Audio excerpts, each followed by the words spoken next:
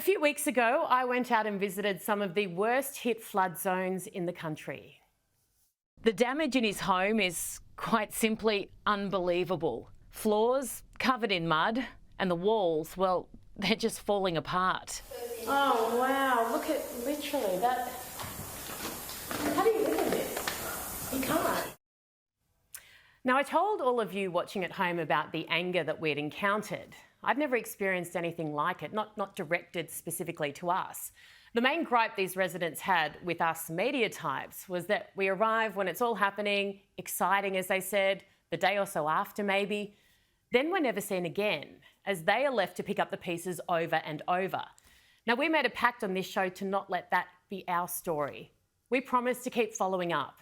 Tonight, from one of the most flood-prone areas in the country, Lismore, Mayor Steve Krieg joins me live. Mayor, thank you so much for your time. Before I get into this week's big news, how are you guys going?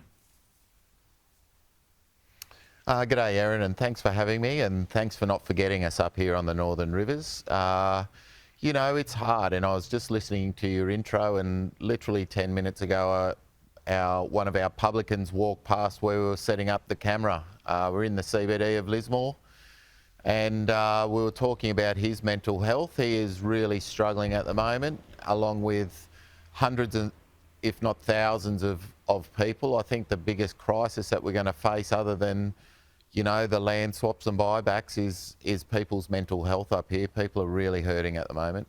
Oh, without any doubt. And I think it's almost like any trauma that you go through. When it's all happening, it's not even media, but there's lots of people there, family, friends, you get support. People around this country are amazing during a crisis. But then it's human nature. It's just what happens. People slowly disappear. They get along with their own lives. Yeah, and we're nearly 6 months past what's probably going to be the biggest natural disaster in Australia's history financially.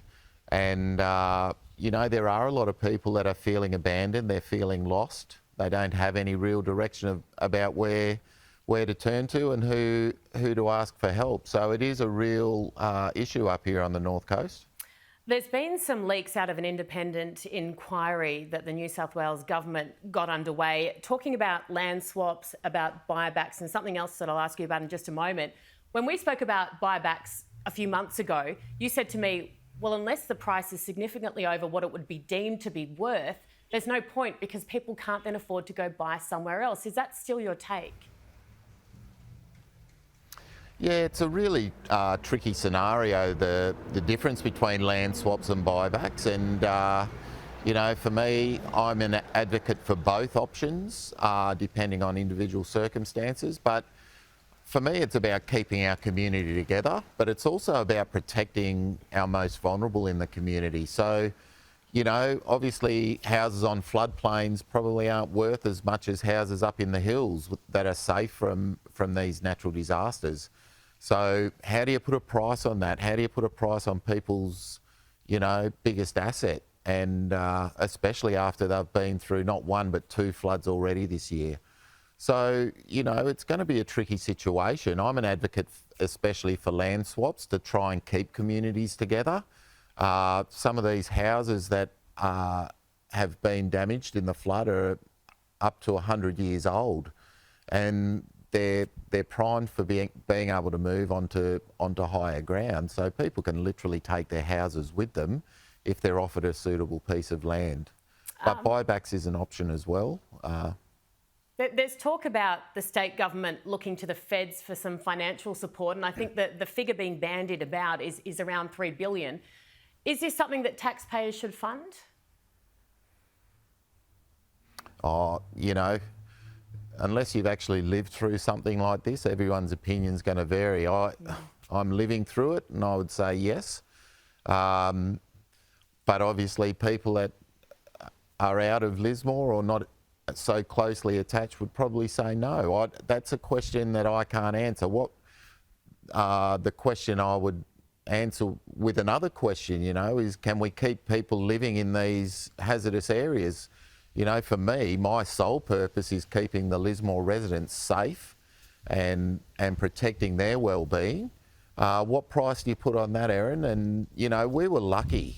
and I'll say it again, you know, we had 250 odd volunteer rescuers on the 28th of February that saved, you know, upwards of 4,000 people who were sitting on their roofs. So how can you put a price on people's lives? I don't know, and I'm not prepared to. I just know that we have to do something at every level of government, be it local, state or federal, to keep our residents safe and protect them.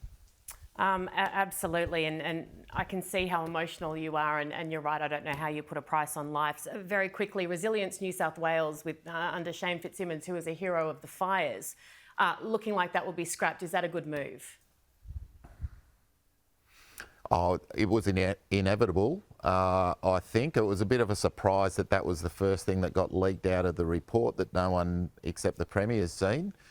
But, you know, Shane Fitzsimmons, I think, is a good man, but, you know, when you're put in charge of disasters, it's a very broad portfolio, and floods are very different to fires. And what we need to do, in my opinion, is to streamline these organisations so that there is clear direction and clear goals moving forward, and everyone knows their role. And I think one thing that we've learnt from this disaster in particular is that Resilience really didn't know their role, and we need to get better at that.